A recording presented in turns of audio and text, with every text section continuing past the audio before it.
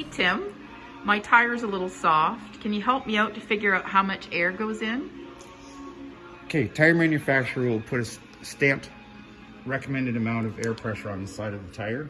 In this case, it's 300 kilopascals or 44 psi. You don't usually want to go that far because it'll make the vehicle ride firmer. So usually you'll get a tire pressure anywhere from 32 to 34 psi.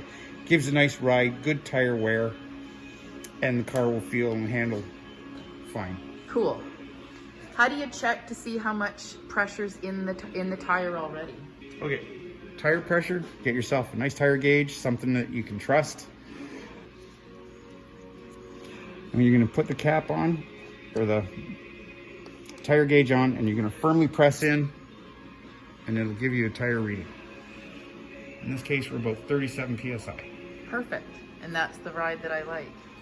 So if I needed a little bit of air in the tire when I pull around back of the service station, just how do you work that?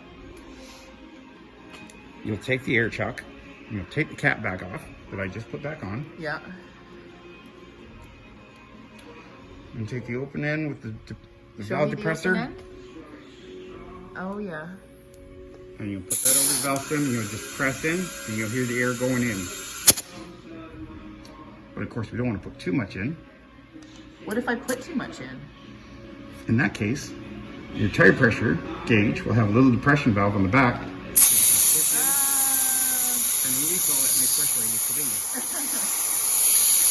That's interesting. Thanks, Tim.